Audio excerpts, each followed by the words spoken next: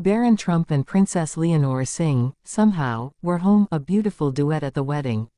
A wedding. A celebration of love. Guests expecting tradition. But then, silence breaks.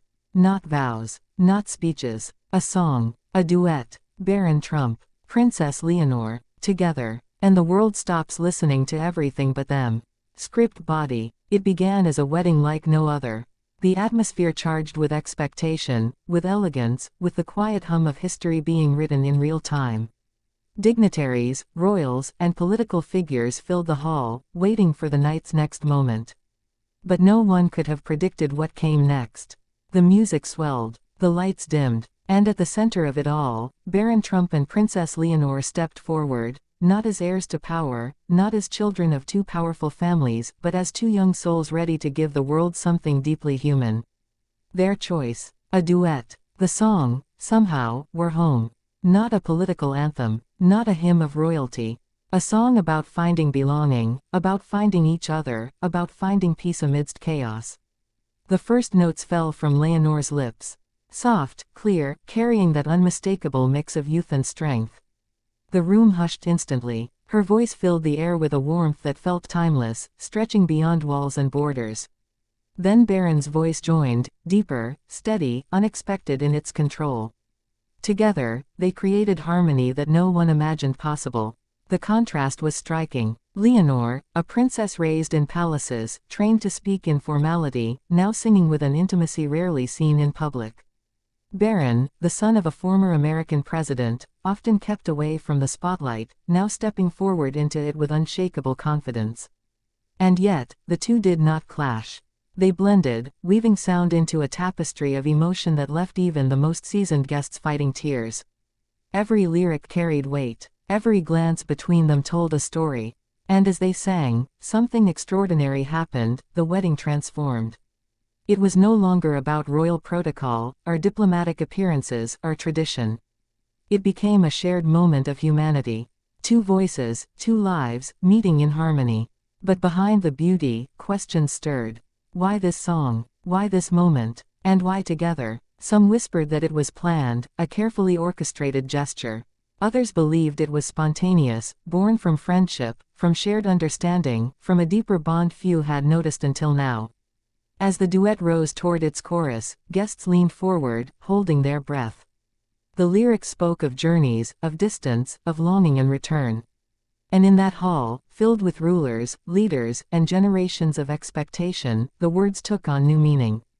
Was this about them, about their countries, or about something far more personal?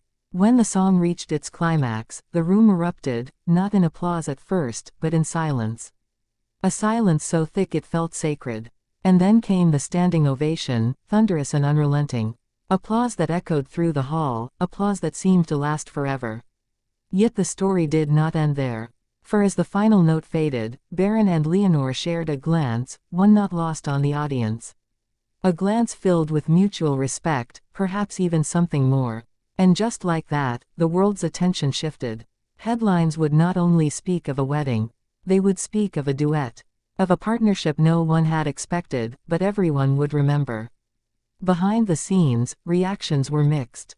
Some members of royalty smiled, touched by the gesture. Others, bound by tradition, looked uneasy.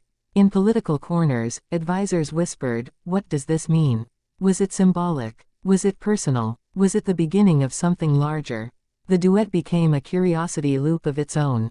What rehearsals led to this? Who suggested the idea? How did two figures from such different worlds find such harmony?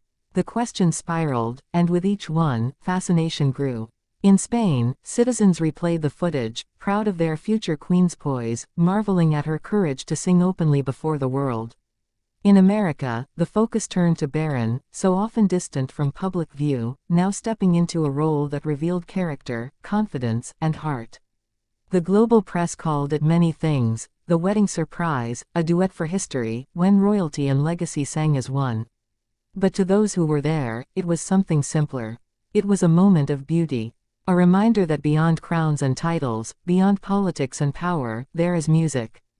And music unites. Long after the night ended, long after the guests departed, the memory lingered. The duet was not just performance, it was a message.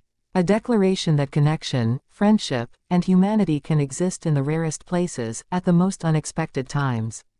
And perhaps, in that song, a glimpse of the future was revealed. A future where voices once separated by oceans and traditions might find harmony again. A future where Barron Trump and Princess Leonor are not remembered solely for their names, but for the moment they stood together, sang together, and made the world believe, somehow, we're home. The wedding, the celebration, the silence, the song, the duet, a beautiful memory carved into history. And the night two young voices became one.